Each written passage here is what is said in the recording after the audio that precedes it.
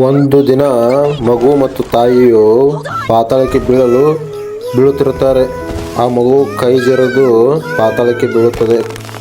Forest ಏರಿಯಾದಲ್ಲಿ ತಾಯಿಯು ಮತ್ತು ಅವಳು ಬೀಳುತ್ತಾಳೆ.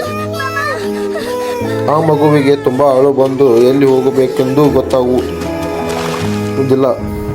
ನಂತರ ಆ ಫಾರೆಸ್ಟ್ನಲ್ಲಿರುವ ಜನರು ಬಂದು ಆ ಮಗುವನ್ನು ಅಟ್ಟಾಡಿಸಿಕೊಂಡು ಬರುತ್ತಾರೆ ಮತ್ತು ಅದನ್ನು ಹಿಡಿದುಕೊಳ್ಳುತ್ತಾರೆ. ತಾಯಿಯು ಆ ಮಗುವನ್ನು ಹುಡುಕಲು ಶುರು ಮಾಡುತ್ತದೆ, ಎಲ್ಲಿದೆ ಎಂದು. ಆವಾಗ ಅಳುತ್ತಾ ಇರುತ್ತಾಳೆ ಅವಳು. ನಂತರ ಓಡಲು ಶುರು ಮಾಡುತ್ತಾಳೆ. ಆವಾಗ ಆ ಮಗುವನ್ನು ಗಿಡಕ್ಕೆ ಒಂದು ಕಟ್ಟೆ ಹಾಕಿ ಎತ್ತಿಕೊಂಡು ಹೋಗುತ್ತಾರೆ. ಎತ್ತಿಕೊಂಡು ಹೋಗಿ ತಮ್ಮ ಸಂಪ್ರದಾಯದಂತೆ ಅದಕ್ಕೆ ಅರಿಶಿನವನ್ನು ಹಚ್ಚುತ್ತಾರೆ. ನಂತರ ಆ ತಾಯಿಯು ಅದನ್ನು ನೋಡುತ್ತಾಳೆ. ನೋಡಿ ತುಂಬ ಅಳುತ್ತಾಳೆ. ನಂತರ ಅದನ್ನು ಕಡಿಯಲು